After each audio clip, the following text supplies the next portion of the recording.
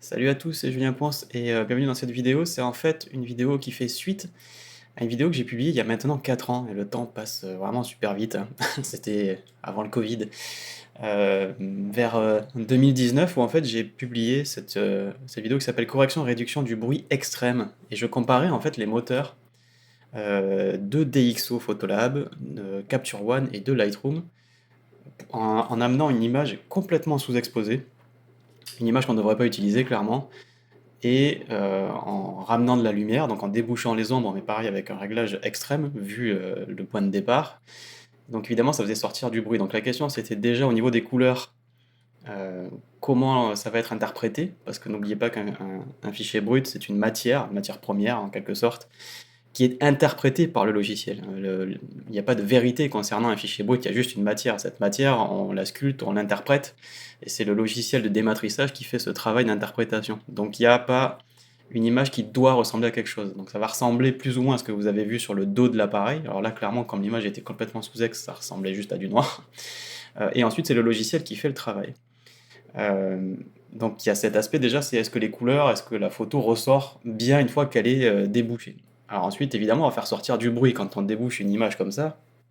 Euh, Certes, il va en ressortir quelque chose avec plus ou moins de bonheur. Là, ici, je vous amène sur un instant figé de cette vidéo où on compare les différences. Et vous voyez qu'il y a déjà des grosses différences, sans même parler de réduction du bruit.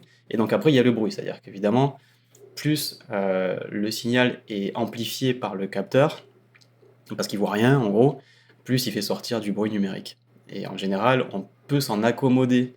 Et dans mes formations, je vous dis en général, ne passez pas 3 heures à débruiter. Si vous allez par exemple publier cette image sur Instagram ou sur votre portfolio où les gens vont la regarder en tout petit et qu'on va faire une interpolation de pixels en divisant par 3, 4, 5, voire 6 le nombre de pixels, euh, ben en fait le bruit va disparaître quasiment de lui-même parce que vous avez reformaté l'image dans une dimension plus petite.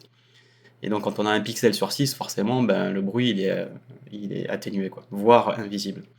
Bon, quand même, quand on a vraiment une image très très bruitée et qu'on en a absolument besoin, c'est-à-dire en gros, c'est en mode opération de sauvetage, vous avez une photo dont vous avez absolument besoin de l'exploiter parce que c'était une occasion qui se reproduira pas. Vous avez shooté un truc pour un client, il y a un truc qui a merdé, il y a un truc qui s'est mal passé. Alors je sais, tout le monde va arriver sur des donneurs de leçons, et j'en avais eu sur cette vidéo où on m'avait dit que je tirais sur les réglettes comme un pimpin et que je comprenais rien aux couleurs. Donc je vais pas reparler de cette personne puisque manifestement elle est très connue dans la communauté, mais oui, je sais bien qu'on prend pas une photo complètement sous-ex pour essayer d'en faire quelque chose en mettant l'exposition à plus 500 et en mettant le bruit à plus 200. Voilà, si vous me connaissez maintenant, je pense que vous avez vu mes tutos et mes formations. Je sais ces trucs-là, mais on est dans un benchmark, on est sur un test synthétique. Je dis pas que c'est ce qu'il faut faire, bien sûr que non. Néanmoins, mettons-nous dans le scénario on est quand même dans la merde si on n'exploite pas cette photo. Donc, est-ce qu'on peut quand même essayer? Est-ce qu'on a le droit d'essayer de faire ça sans se faire donner des leçons par ceux qui vont dire qu'il faut faire les trucs de manière pristine et bien travailler, machin? Évidemment que c'est mieux de bien prendre la photo, voilà, de bien faire la prise de vue et de ne pas avoir à booster les ombres comme un taré dans les logiciels. Néanmoins, on a fait beaucoup de chemin au niveau technique et donc on peut maintenant utiliser des photos qui jusque-là étaient condamnées parce que les logiciels de dématrissage ont fait un très grand chemin. Donc en gros, je me suis dit, je vais refaire cette vidéo. Je vais pas le faire avec les mêmes photos, forcément. Je vais le faire en 2023 avec les nouvelles mises à jour, parce qu'il y a eu beaucoup d'améliorations, que ce soit dans Lightroom, que ce soit dans DxO, et je vais comparer avec Capture One, qui a lui aussi mis à jour son moteur, mais qui n'a pas par contre vraiment mis à jour son moteur de débruitage. Donc je vais pas vous spoiler la vidéo concernant le débruitage, mais et on va voir ce qui s'est passé en 4 ans et vous allez voir qu'il y a quand même, il y a quand même des logiciels qui ont fait plus de travail que d'autres, quoi. Donc en gros, je dis que je fais DxO Capture One Lightroom. En réalité, Lightroom, vous m'en voudrez pas, mais j'amène les images dans Bridge et on va les ouvrir dans Camera Raw parce que ça va plus vite. On n'a pas besoin de faire un catalogue, on va juste ouvrir les images, quoi. Donc je vous donne deux images qui sont évidemment complètement sous-ex. Mais alors, oubliez aussi l'intérêt artistique, on se met vraiment dans un scénario et on est aussi dans un benchmark. Donc encore une fois, c'est pas comme ça qu'on fait des photos, c'est pas comme ça qu'on devrait faire des photos. Et ensuite, il faut se poser la question de où je vais publier mon image. C'est-à-dire que si je la publie en tout petit, les résultats de cette vidéo, va falloir les prendre avec des pincettes. Bon, je vais en reparler, mais je vous le dis de prime abord, hein, euh, il faut quand même normalement se positionner vers où on va amener cette photo, dans quel contexte elle va être utilisée. Ensuite, il y a le côté artistique. Ne prenez pas ces photos comme ces images sont belles, il faut les sauver absolument, je vais en faire quelque chose. Elles pourraient être belles si elles n'étaient pas sous-exposées. Alors, celle-là pourrait avoir un intérêt minime parce que c'est New York et qu'il y a la perspective et que, bon, ok, ça peut être sympa, mais ensuite, elle a aucun intérêt artistique spécifiquement. Et vraiment, la deuxième, elle n'en a aucun.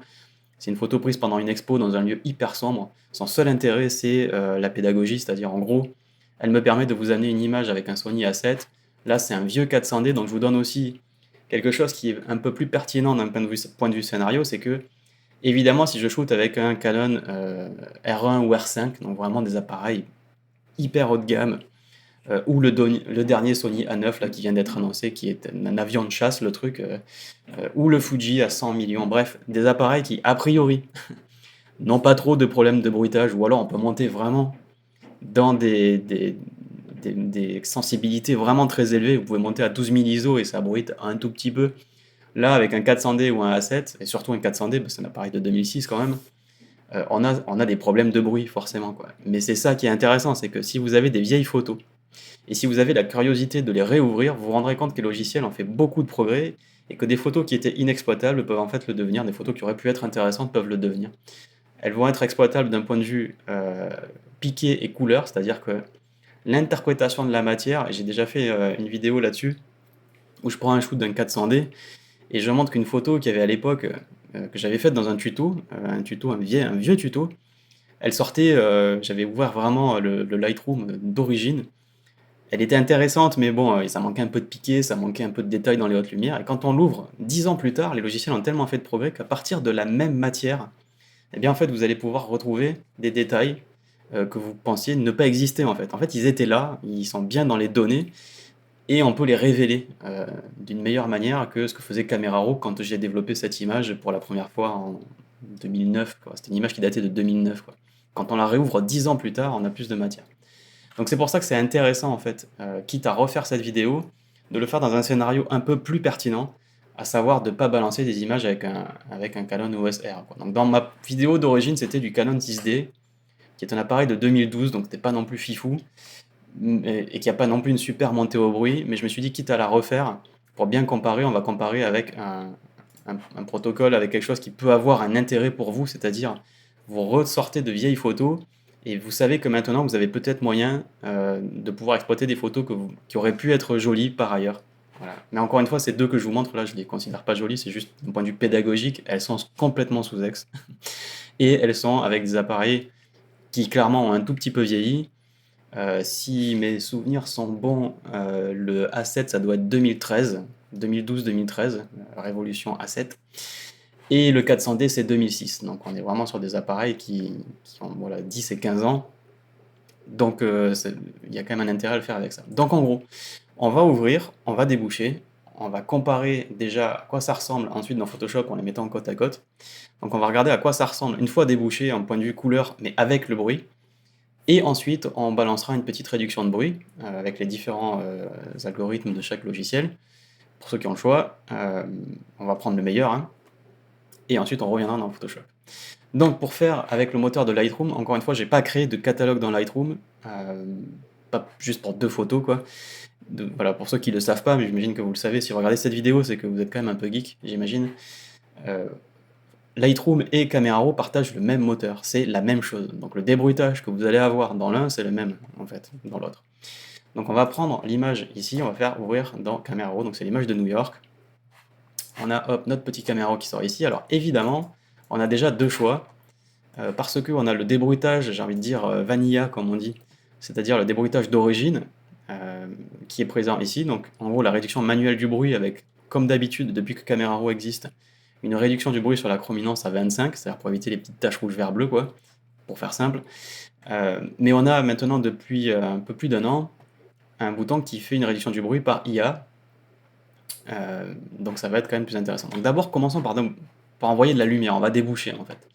Donc on va déboucher ici, donc je tire sur les réglettes comme un pimpin, comme il y a 4 ans, n'est-ce pas? Puisque je ne comprends rien à la retouche photo, donc je tire sur les réglettes comme un bourrin. Alors là, évidemment, on va avoir des tons clairs qui vont un petit peu morfler, mais c'est pas très grave, on va vraiment révéler la matière au premier plan, et au pire, hop, ton clair que j'ai poussé, on va quand même, si je me trompe de glissière, je vais vraiment passer pour un pimpin. Alors, ton foncé, l'exposition, on fait tout ça pour que ça ait l'air d'être... Alors, c'est un souvenir qui date d'il y a un petit moment maintenant, mais j'ai pris cette photo en plein jour, donc j'ai quand même le souvenir d'avoir vu la scène d'une manière quand même un peu claire, hein. Même si à New York, dans Manhattan, vous avez les gratte-ciels qui vous entourent, vous n'êtes pas complètement à la lumière, vous voyez qu'on est dans l'ombre là. Donc si on fait le petit avant-après, on passe quand même, c'est le grand écart, hein. Et alors, donc là on est ajusté, mais si on se met à 100%, qui est le niveau de zoom sur lequel on doit se positionner pour regarder et juger le bruit, si vous faites une interpolation, en mettant l'image où un pixel de l'image n'égale pas un pixel sur l'écran, forcément vous ne voyez pas les points qui affichent les artefacts de bruit, quoi. Tout de suite, il y en a moins quand on dézoome à 30%, ou quand on change la taille de l'image. Donc nous, on se met, ici, on va se mettre à 100%, et il y a quand même pas mal de bruit, c'est un peu crado, mais bon. On va ouvrir cette image, alors là, ce qui est cool, c'est qu'elle va s'ouvrir, on va quand même l'ouvrir en Adobe RGB, pas en sRGB et en 16 bits par couche, on va quand même essayer de préserver un petit peu, et on va ouvrir cette image, ça va passer dans Photoshop. On va évidemment préférer le profil incorporé, et ensuite on va revenir, et on va prendre l'autre, ouvrir dans Camera Raw.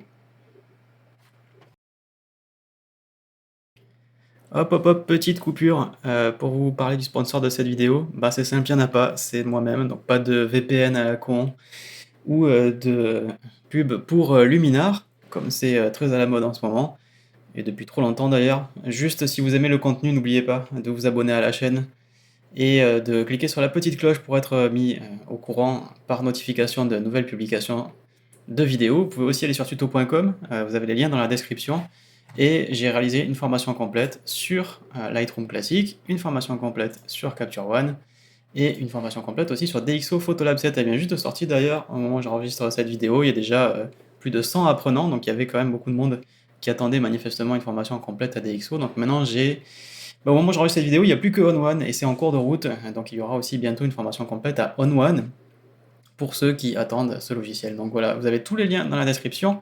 Merci beaucoup de vous former avec moi et on continue la suite de la vidéo.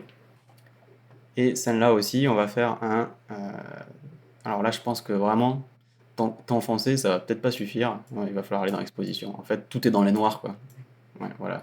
Et encore, il faut pousser vraiment hyper fort. Donc encore une fois, il n'y a pas de prétention artistique, cette image a aucun intérêt, si ce n'est de vous montrer qu'on passe quand même d'une image complètement sous-ex à une image où il y avait de la matière, et où donc le capteur a amplifié le signal. Voilà, quand on zoome à 100%, c'est monstrueux de bruit, mais c'est quand même déjà, si on se repositionne un peu dans la grand schéma de l'histoire de la photo, si vous aviez ça en pellicule, c'était quand même un peu compliqué de révéler de la matière, donc, même si on avait évidemment on avait moins de problèmes dans les basses lumières que dans les hautes, parce que dans les hautes, quand c'était surex, c'était cramé, donc on ne pouvait pas faire autrement.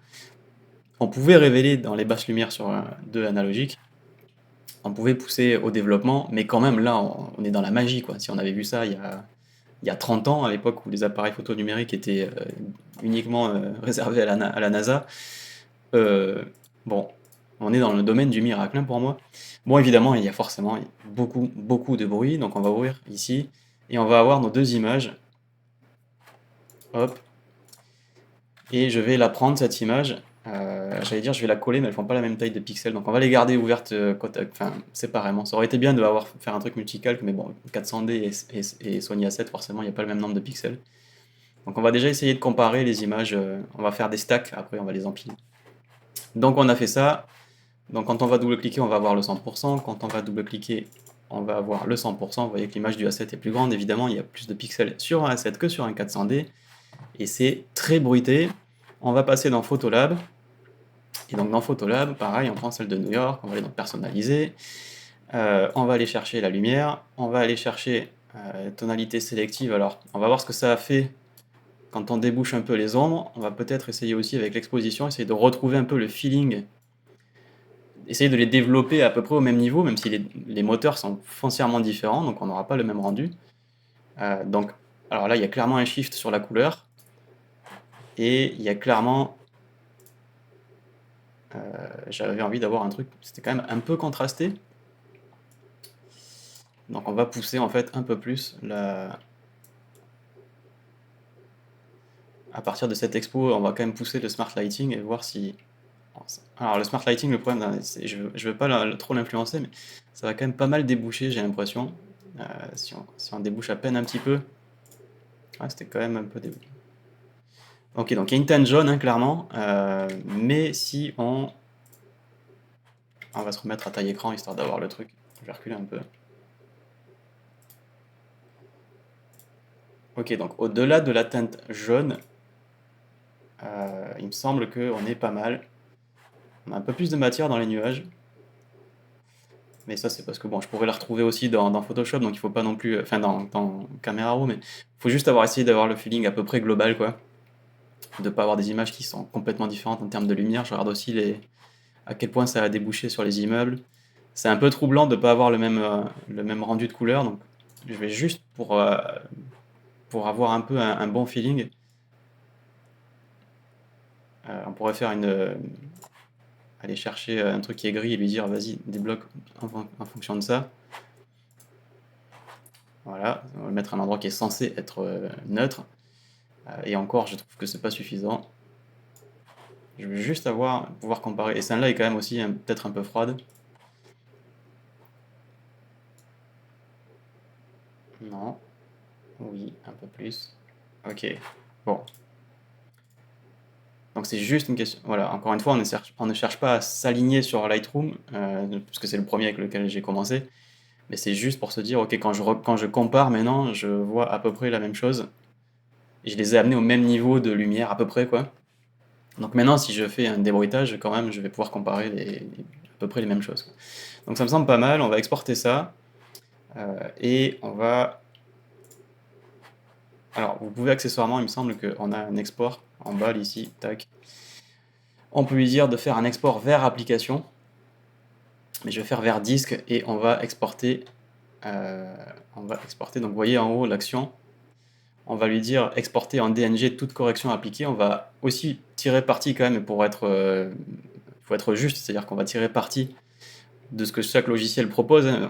Chaque moteur est évidemment, c'est subjectif, quoi, le moteur, et on peut pas vraiment essayer de les aligner au même niveau, donc on va tirer parti de ce que fait DxO sur l'optique. On va mettre ça, j'ai mis ça sur le bureau, alors que pour les autres, pour l'instant, ils sont pas sauvegardés, mais on va tout mettre sur le bureau, et après, moi, je mettrai tout dans un zip, et je vous les mettrai sur un drive si vous voulez les regarder.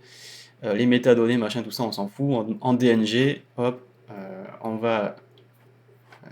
alors pas en DNG, je vais exporter en TIFF, parce que je veux pas que le DNG soit interprété ensuite par Camera Raw. Donc, TIFF 16 bits dans le dossier d'image d'origine, oui, remarque, finalement. 300 dpi, tout ça, on s'en fout. Profil ICC, Adobe RGB. Et il me semble que, boum, je peux cliquer sur exporter. Donc normalement dans Bridge, hop, il y a une image qui va sortir ici, un TIFF, qui va sortir quand il aura fini d'exporter. Et on va faire celle-là. Donc celle-là, pareil, là on n'avait pas eu d'autre choix dans les ombres et les noirs. Ah, alors dans DxO, c'est glissière ne tape pas sur la même partie de l'histogramme que notre ami Lightroom, donc on n'a pas le même rendu. Donc on va voir avec exposition. Ok, donc déjà exposition c'est un bon début, et ensuite on va... Alors vous voyez qu'au niveau des... Et là c'est quand même assez fascinant de voir que c'est quand même une matière interprétée, hein. Regardez ce qui est ressorti ici, sur ce cadre, et comme ce n'est pas ressorti ici, donc au niveau des... Alors, je ne sais pas si ça y est quand même, ouais, si les informations elles sont là quand même, hein. Vous voyez, il faudrait aller balancer un petit coup de temps clair, si on voulait vraiment l'amener au même niveau. Mais on est... Il y a un peu plus de contraste quand même.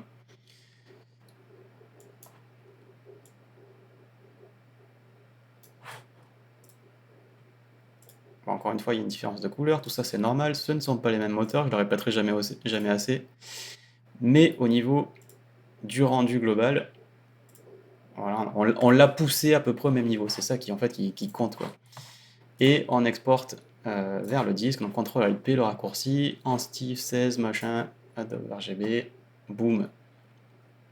Donc on envoie ça, et donc maintenant dans Bridge, voilà, il y a nos TIFF qui sont sortis, donc un TIFF, on amène ça dans Monsieur Photoshop, ok, en profil, préfère le profil incorporé, donc on va pouvoir commencer à faire nos piles d'images non débruitées, donc on va d'abord dans Capture One, qui est le dernier. Alors normalement j'ai deux images, je dois avoir affichage, on va aller chercher le navigateur, sinon on ne peut pas les sélectionner, donc c'est pas cool. On va aller chercher exposition. Donc ici on a dit on va essayer avec ombre, essayer de retrouver le même, encore une fois le même feeling que les autres. Alors voyons voir, voyons voir, voyons voir.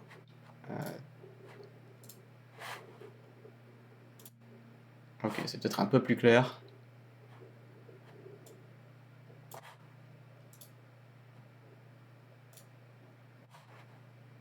Mais on va pas être très très loin. On va pas être très très loin, il s'en sort. Vous voyez que tout de suite au niveau des couleurs, par exemple Capture One est un peu plus proche quand on part d'images sous-exposées en tout cas.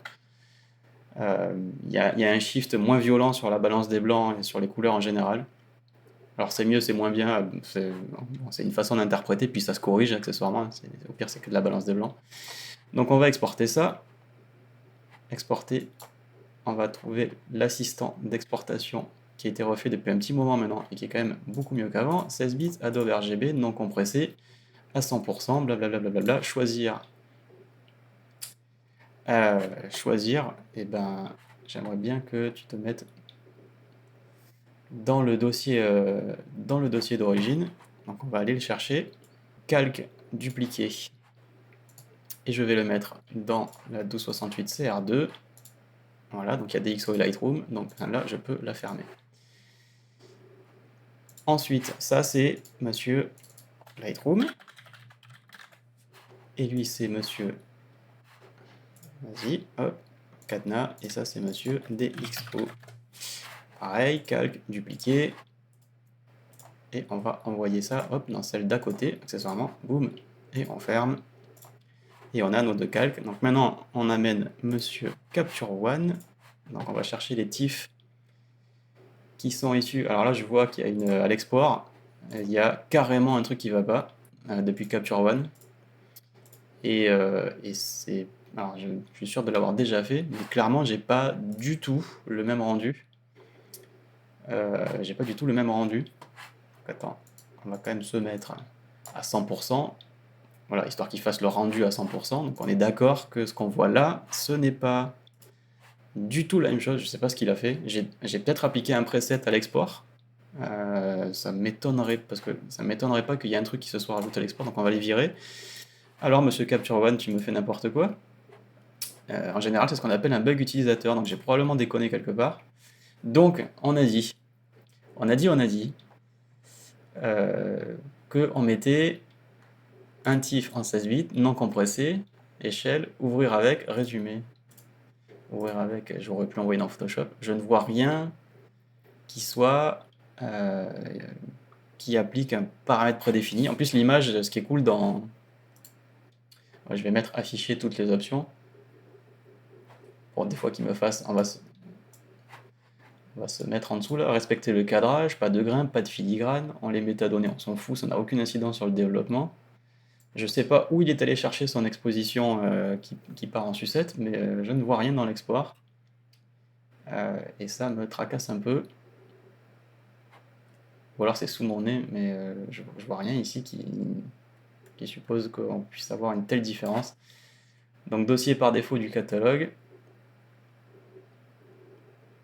option non compressée. De toute façon, le TIFF est une compression non destructive, donc dans tous les cas, on s'en fout. Exporter, alors, est-ce que ça merde complètement à l'export? Ou je ne regarde pas les mêmes choses en fait. Très bien, alors on va essayer de changer de format. Il y a peut-être un bug sur le TIFF, mais ça me paraît,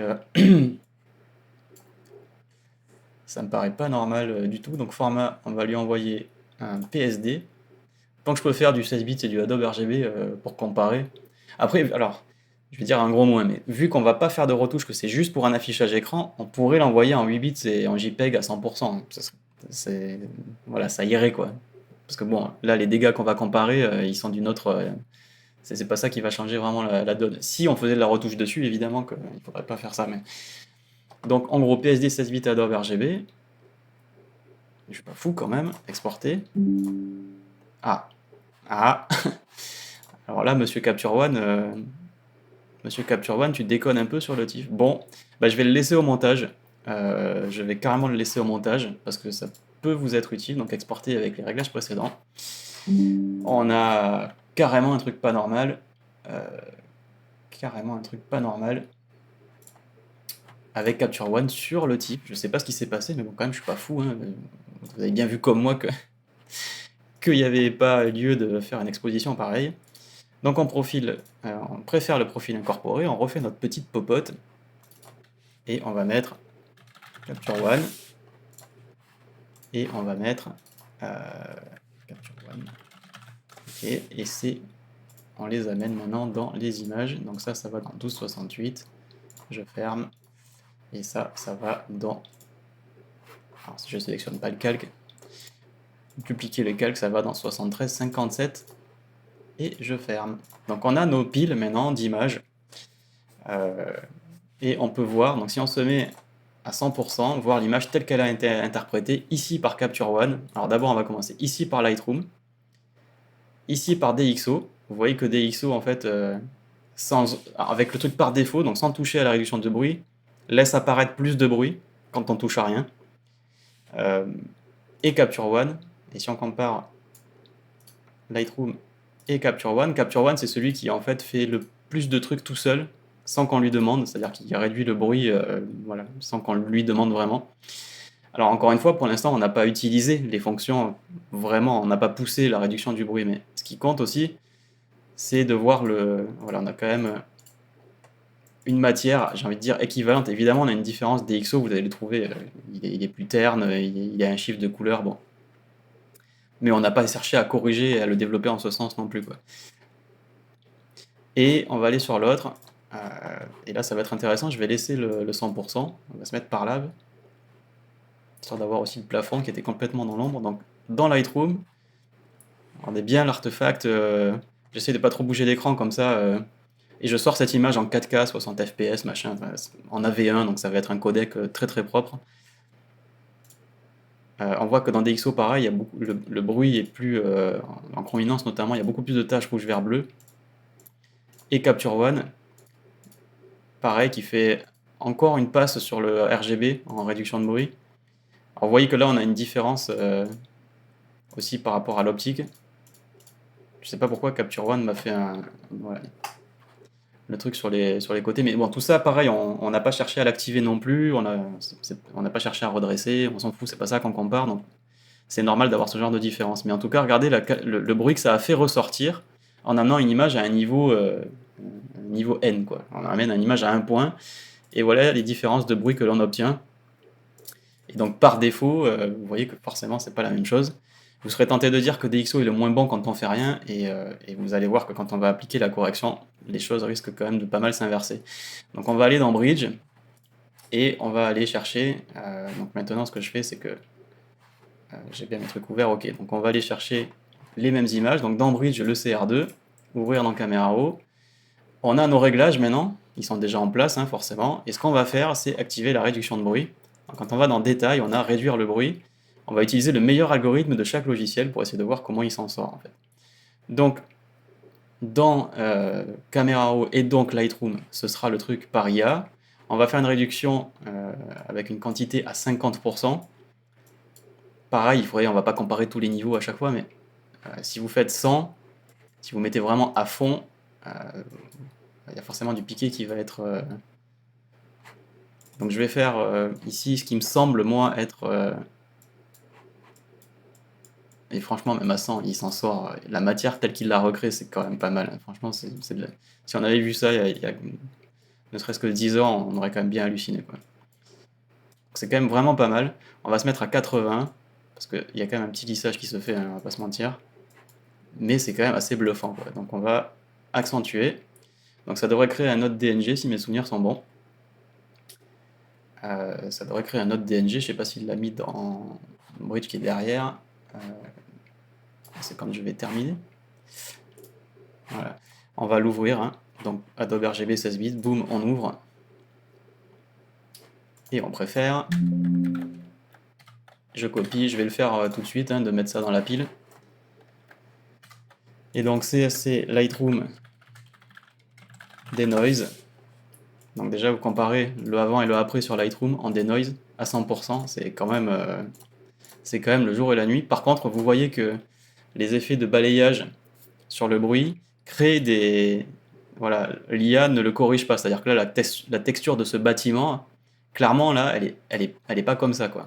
Et c'est là où on voit que la reconstruction de matière, il se laisse quand même prendre par les stries qui sont là d'origine, quoi. Alors voyons voir DxO, c'est là où ça commence à devenir intéressant, pour être honnête.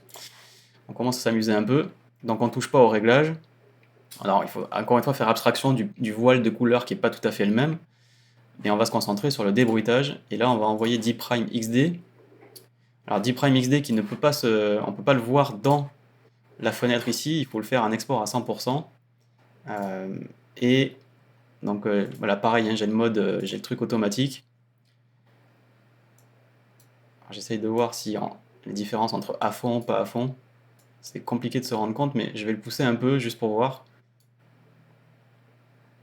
Et on va se mettre là, parce que la voiture qui est noire, elle morfle un petit peu. Ici, il y en avait beaucoup. Ok, et ça me semble... Je pense que c'est ce bâtiment qui va trahir, qui va être le plus problématique en fait. Mais sinon, le piqué a l'air vraiment ouf. Enfin, D'Prime, ça reste, selon moi, le plus efficace. Mais on va vérifier, on exporte. Et on va utiliser des noms uniques parce que ce TIFF a déjà été exporté, évidemment, donc il n'est pas content. Donc il va nous dire, voilà, -1. Donc ça, c'est le truc avec la réduction du bruit. Donc on prend ça, on préfère le profil, on copie, on ferme, on colle, et on va mettre ça dans DxO Denoise. Donc c'est le D'Prime XD, hein, à chaque fois j'utilise vraiment le meilleur algorithme. Donc là nous avons DxO avec le Denoise, on va se mettre à 100, double-clic, et on va se mettre sans le Denoise. Et vous voyez qu'on fait un chemin assez incroyable. À 100%, encore une fois, si on zoome comme ça, ok, super, évidemment ça va être très impressionnant. Et vous voyez que on peut quand même regarder de près qu'on a le même problème sur les bâtiments. Regardez par rapport à Lightroom Denoise. Donc ça c'est Lightroom avec son Denoise IA, et ça c'est DxO avec son Denoise IA. Et là vous voyez que clairement il galère aussi avec cette histoire de stries, de texture sur le bâtiment, mais il est beaucoup moins violent sur la reconstruction. Et en fait il s'en sort tout simplement beaucoup mieux sur la reconstruction que Lightroom. Et regardez ici, là, ce qui était un problème au niveau des couleurs, ici en fait on retrouve vraiment les nuances en fait, quoi. Donc au-delà du problème de balance des blancs dans DxO qui est pas tout à fait le même, il y a une teinte magenta aussi qui se corrige, tout ça, ça se corrige facilement quand on balance des couleurs. En fait le denoise fait un meilleur travail ensuite, quoi. On va aller voir Monsieur Capture One et Monsieur Capture One, et je vais pas et je vous laisserai le soin de le faire sur l'autre, on va comparer ici parce que c'était vraiment l'image témoin. Donc vous pourrez télécharger le fichier source, hein, j'ai pas fait une vidéo de 3 heures, on va toutes les regarder, mais juste on regarde celle de New York parce que c'est assez intéressant de voir, parce qu'il y a des motifs architecturaux et tout. Sur celle-ci, ce sera juste du denoise, ok, il y a les pierres, etc., mais c'est celle-là qui pose vraiment un gros problème, en plus sur un vieux capteur, encore une fois d'un point de vue de pertinence, avoir des images de vieux capteurs qu'on peut ressusciter, c'est quand même vachement intéressant. Donc Capture One, comment tu vas t'en sortir? Vous voyez qu'il fait déjà un denoise lui de base. Réduction du bruit, vous voyez qu'il est à 50-50-50. Donc c'est pour ça que quand on l'a amené sans débruitage, enfin sans débruitage de notre part, Ça avait l'air mieux dans Capture One, mais c'est parce qu'en fait, il vous en fait une sans vous le demander, en fait. De base, il balance ses glissières à 50, 50, 50. Donc si on mettait tout à 0, euh, voilà ce que ça donnerait. On aurait en fait quand même pas mal de bruit, quoi. Donc la valeur par défaut c'est 50, ce qu'on va faire c'est qu'on va pousser un peu, essayer de lui faire retrouver. euh, Alors détail c'est, vu que le lissage s'opère quand on fait une réduction du bruit, en particulier sur la luminance, pour enlever les petits artefacts, on perd du détail, il vous propose d'en retrouver derrière. Donc ça permet de faire une passe de structure en quelque sorte, de micro-contraste. On analyse un petit delta entre un pixel clair et un foncé, et on l'exacerbe, ce qui accentue la netteté perçue de l'œil humain. Et si on va là-bas,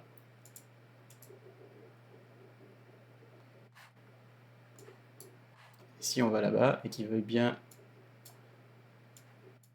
regarder le détail à 0, voilà, ou à 100, on va essayer de lui faire retrouver du détail. Donc je suis à 600%, évidemment, c'est pas vraiment un scénario, mais par contre l'image, elle est, en termes de piqué, euh,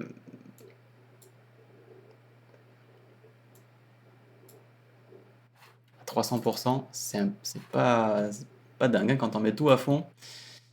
Bon, et on a quand même encore du bruit, quoi. C'est-à-dire que, allez, donc glissière comme un pimpin, ça m'a beaucoup plu cette expression, même si, même si la descente passive-agressive, voire quasi-agressive sur cette vidéo il y a 4 ans m'avait un petit peu énervé. Mais bon, quand on agresse les gens, forcément, faut pas s'attendre à être autre chose qu'à être énervé, mais on n'aura pas ce problème puisque maintenant ça m'atteint plus trop. Mais si je mets tout à fond, au premier plan ça se voit pas trop, donc c'est vraiment là-bas que ça pop en fait les détails. Mais par contre, il y arrive pas en fait, hein. Il y a toujours des taches dans la matière, il y a toujours du bruit. Et donc là, je pense que bon, vous pouvez vous douter de la conclusion, mais c'est que Monsieur Capture One, c'est un peu compliqué, hein. Donc on va exporter et on va comparer en la montant. Donc elle est là. PSD, donc lui aussi il a renommé correctement, parce qu'il y avait déjà un PSD, donc préférer le profil. Je copie et je colle, j'ai pas collé au bon endroit. Voilà, là je colle au bon endroit. Voilà, ça c'est Monsieur Capture One Denoise. Donc on va comparer déjà Capture One avec Capture One à 100%. Donc ça c'est Capture One dénoisé. Ça c'est Capture One avec le bruit, mais sans bruit d'origine, qui est en fait un bruit déjà réduit à 50%, puisqu'il vous fait des glissières tout seul. Sachant que quand on a mis à 0, on a vu que c'était largement pire, donc forcément c'est moins spectaculaire, parce qu'il triche un petit peu, puisqu'il vous en a balancé un petit peu plus lui d'origine.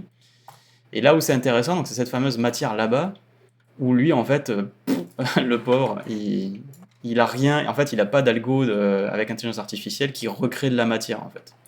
Si on compare par rapport par exemple à DxO Denoise,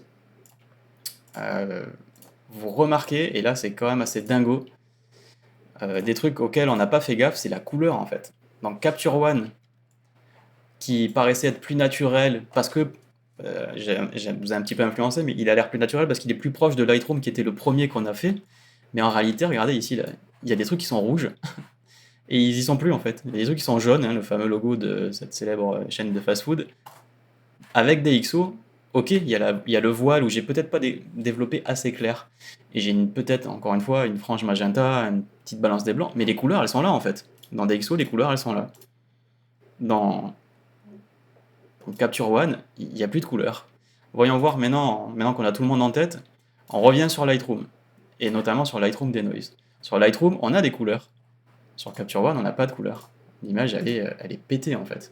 Il faudrait Alors vous allez me dire, oui, mais tu peux resaturer dans Capture One. Ouais, mais resaturer un truc qui n'existe plus, ça, là, les informations de saturation, bon, il y avait du rouge là quand même, hein. Je sais pas où il est parti, mais il y avait du rouge, quoi. Là, il y avait du vert. Donc vraiment, Capture One en basse lumière, pas dingue. Pas dingue sur cette image de 400D, en l'occurrence. Donc on peut, si on raffiche la deuxième, ici, sur la pile, vous voyez que là on a beaucoup de couleurs. Et qu'en l'occurrence, on a des... Alors il y a une réduction de bruit à 50 qui se fait, mais... Donc je vais vous donner les fichiers encore une fois, et vous observerez, et vous me direz ce que vous observez en fait, de ce que vous pouvez remarquer sur cette image, qui a beaucoup de couleurs d'origine, avec encore une fois, regardez des teintes sur la version DxO non débruitée bien sûr, mais déjà le fait de booster une image complètement sous ex avec un A7, ici du coup on change de capteur, DxO je trouve est toujours plus intéressant parce que il va chercher de la matière en fait, de la variété dans les couleurs, il préserve des couleurs. Ok, là, vous allez dire le bruit il est pire, mais on s'en fout, c'est parce qu'on n'a rien activé dans DxO. En l'occurrence, quand on active le débruitage, DxO s'en sort mieux avec Deep Prime. Mais de base, son interprétation, ça c'est Lightroom, ça c'est DxO, ça c'est Capture One. Alors, Capture One est carrément flou.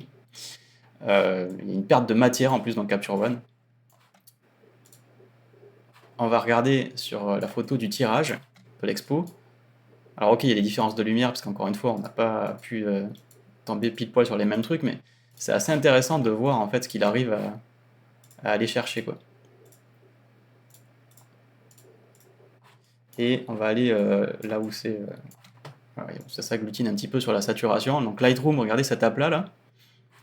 Regardez dans DxO et dans Capture One où en fait il s'en est. Alors encore une fois, le bruit va vous altérer, mais il est flou quoi. Enfin, si je regarde la texture de la pierre sur la périphérie de la lentille, c'est flou. Et celui qui a des détails ici, non, Lightroom n'a pas de détails. Capture One en a, mais c'est flou. Et DxO, bah, je pense qu'une fois qu'il aura balancé son Deep Prime XD là-dedans, vous allez le faire, hein, n'hésitez pas à le faire et à me dire ce que vous observez, mais on va voir ce qu'on a sur la photo de New York, à savoir, quand on va aller là, ici, et qu'on va activer Deep Prime XD, on peut aller le faire vite fait. Et si on amène la matière, hop, ici, en fait, vous allez retrouver, voilà, vous voyez, la pierre se reconstruit, parce qu'avec Deep Prime XD, il reconstruit, il refait de la netteté sur la texture, après l'avoir lissé et l'avoir débruité, et je pense qu'on aura le meilleur des deux mondes. Donc, bon, il ne s'agit pas de dire qui est grand gagnant, qui est grand perdant, c'est une question de préférence. Je pense que sur les images comme ça, qui sont très compliquées, qui sont normalement censées être perdues, parce que vraiment, on a pris des images qui sont complètement sous-exposées, qui sont pas censées être exploitables. Si vous avez besoin, dans votre métier ou dans votre pratique de la photo, de euh, travailler avec de la basse lumière et de pousser la sensibilité à la prise de vue, travailler souvent en 6400 ISO, voire plus, ou alors, hein, ça peut aller ensemble, que vous avez des vieilles images que vous souhaiteriez réexploiter. Ça ne l'était pas à l'époque parce que les progrès, voilà, la technologie ne le pouvait pas, mais vous avez vu que la matière qu'on a capturée il y a 15 ans peut révéler des détails qui aujourd'hui pourraient être intéressants grâce à l'amélioration des logiciels, en particulier grâce à l'IA. Donc là, depuis ma précédente vidéo en 4 ans, on a fait beaucoup de chemin parce que quand on poussait les trucs très forts, ma conclusion c'était que en gros DxO éclatait tout le monde parce que Deep Prime était vraiment au-dessus du lot, quoi. Alors, en l'occurrence à l'époque c'était Prime, je sais même pas si c'était Deep Prime, euh, mais c'était déjà largement au-dessus du lot, quoi. Lightroom s'en sortait bien, mais quand on poussait trop la réduction de bruit, c'était de la peinture, hein, ça faisait sauter tout le piqué, tout était lisse, et on n'avait plus de détails. Et Capture One, en gros, sensiblement pareil. Et ensuite, on avait des gros shifts de couleurs entre les logiciels, des grosses différences de couleurs. J'ai l'impression que ça s'est un peu amélioré depuis. On a des différences de couleurs ici, encore une fois, chez DxO, parce que on a un léger voile magenta et aussi ma balance des blancs qui n'est pas vraiment réglée comme sur les autres, pas tout à fait comme les autres, mais on a aussi une part d'interprétation du moteur, mais tout ça, ça peut se corriger, y compris dans DxO, hein, sans aller dans Photoshop, bien sûr. Mais il n'y a pas, j'ai l'impression, d'aussi grands écarts. Alors attention, sur la photo, on compare pas, là on compare des pommes et des poires, hein, une photo de New York et de la nature. Sur cette photo, il y a beaucoup de vert. Faut pas oublier que dès qu'on s'approche des couleurs primaires en particulier, c'est normal d'avoir des écarts plus forts quand on est sur les extrémités du gamut, quand vous travaillez dans un espace colorimétrique. Il faut savoir que DxO depuis utilise un wide gamut, donc un gamut plus large, euh, donc qui correspond, c'est l'équivalent du Profoto RVB, même si c'est pas ça, mais en gros c'est un truc qui est large, quoi. C'est ce qu'il faut retenir, quoi. Et que donc depuis Photolab 7, justement, un des gros défauts qu'était le color shift qu'il y avait quand on débouchait les ombres dans DxO, il a été corrigé, quoi. Depuis, évidemment, il n'y a pas eu de gros changements fondamentaux dans Lightroom, si ce n'est le moteur qui a été mis à jour régulièrement. Mais depuis la version de 2019, il n'y a pas eu un changement aussi fondamental que le white gamut de DxO, quoi. Donc les trucs se sont un peu resserrés au niveau de l'interprétation de couleurs. Par contre, au niveau de la réduction de bruit, Lightroom a rattrapé son retard, hein. C'est évident que le denoise basé sur l'IA dans Lightroom et donc dans Camera Raw, c'est le jour et la nuit avec le machin qu'on avait depuis le tout début, qui avait jamais changé depuis la version 1 de Lightroom. Pas que je sache, mais en tout cas, il me semble que ça avait jamais changé. Ou en tout cas, visuellement, ça posait les mêmes problèmes. Donc Lightroom, lui, s'est bien récupéré. Et par contre, Capture One, qui lui a pas bougé. C'est un logiciel que j'adore, Capture One, par exemple, sur l'uniformisation des tons, cette fonction qui permet d'uniformiser à partir d'un point ciblé le TSL, ce qui est hyper pratique pour la peau, pour la mode, pour le portrait. Ça n'existe toujours pas dans les autres logiciels, ou en tout cas c'est difficile à faire, hein. C'est le seul truc qui reste, quoi, pour Capture One. Tous les autres se sont améliorés sur tous les points, même si évidemment il y a des différences fondamentales. Par exemple, dans DxO Photolab, on n'en parle pas dans cette vidéo, c'est pas le sujet, mais il n'y a pas de masquage automatique. Or, en 2023, les viewpoints, c'est génial, donc les masques de luminance et de chrominance, mais quand je veux sélectionner un bâtiment, un objet ou un ciel, franchement, c'est juste relou en fait. Ça me prend 2 secondes dans Lightroom, et ça fait 2 ans que c'est là. Capture One vient de le faire cette année, et j'ai fait une vidéo, c'est ma vidéo précédente sur YouTube, si vous regardez les vidéos dans l'ordre. J'ai une vidéo qui compare les masques dans Lightroom et Capture One. Bah, DxO, voilà, c'est leur truc, hein, les viewpoints, c'est leur système de retouche locale. Ok, c'est super, c'est une fierté, ça marche pas mal. C'est une façon de faire, mais quand j'ai envie de sélectionner un objet, j'ai juste envie de cliquer, que ça se fasse en 3 secondes. C'est pas l'âme d'un photographe que de détourer des trucs. J'ai plus envie de faire des photos que de faire des masques dans ma vie. Donc si je peux passer moins de temps à faire des masques et plus de temps à faire des photos, c'est ça qui fera la différence pour moi. Par contre, voilà, basse lumière, débruitage, DxO, selon moi, avec D'Prime XD, est meilleur que tout le monde. Donc c'est cool, hein, il y a une concurrence, hein, c'est la conclusion, c'est qu'il n'y en a pas un. C'est pour ça que je dis, il n'y a pas de grand gagnant, il n'y a pas de grande révélation. Avec ce que vous avez observé là, avec ce que vous allez observer chez vous, donc n'hésitez pas à tester avec vos photos, parce que là, évidemment, je teste avec 2 capteurs. Il y a des multitudes de capteurs, donc il faut tester avec votre appareil. C'était ce que je disais aussi dans ma vidéo, hein, il y a 4 ans, c'est tester par vous-même, en fonction de votre pratique de la photo, en fonction des sujets que vous photographiez, en fonction des conditions de lumière avec lesquelles vous aimez travailler. Si vous faites voilà, la street photographie ou du studio, évidemment, vous n'allez pas avoir les mêmes problèmes. Au studio, a priori, vous n'aurez pas de problème de bruit, puisque vous aurez toujours assez de lumière, puisque c'est vous qui réglez la quantité de lumière, hein, c'est le propre du studio. Mais néanmoins, choisissez votre logiciel en fonction de ce que vous faites, et de là où vous pouvez gagner du temps. Encore une fois, c'est du benchmark, hein, c'est synthétique, ça n'est pas censé voilà, présenter une vérité absolue. Il y a plusieurs façons d'aborder les choses, il y aurait eu plusieurs façons de les développer, il y aurait eu plusieurs façons de mettre les trucs à un certain niveau. Il y aurait eu voilà, peut-être moyen de dire on ne se sert pas des pré-réglages, on met tout à zéro, on force le logiciel. Par exemple, on prend Capture One, on le met à 0 et pas à 50-50-50. On prend DxO et on le force à faire certains trucs. Voilà. Donc j'ai essayé de les mettre à peu près à un niveau de lumière similaire. C'est-à-dire en gros, on est sous X, on ramène de la lumière à un niveau équivalent et on débruite et on regarde ce qui se passe. Voilà, c'était ça ma méthode. Donc ça vaut pas, encore une fois, de tester ça avec vos photos, de votre appareil, de vos sujets. Néanmoins, dites-moi ce que vous en pensez, dites-moi ce que vous avez appris dans cette vidéo.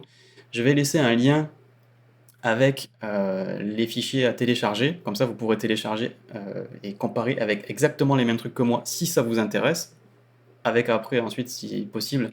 Ce que j'aimerais bien, c'est avoir votre avis avec vos photos. Qu'est-ce que vous avez observé? Peut-être que vous allez trouver que sur vos photos, DxO, ça rend pas du tout. Que c'est Capture One le meilleur en débruitage. Ça m'étonnerait, mais pourquoi pas.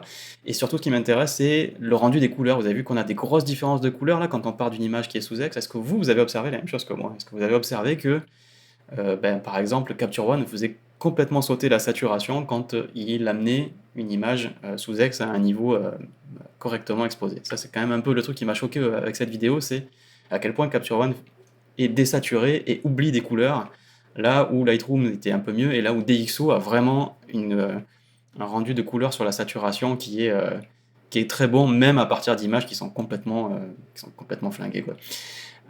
Bref, impatient d'avoir vos commentaires, merci beaucoup de m'avoir suivi, merci beaucoup pour votre fidélité, je vous donne rendez-vous très bientôt pour une nouvelle vidéo sur les logiciels de développement brut. Bye bye.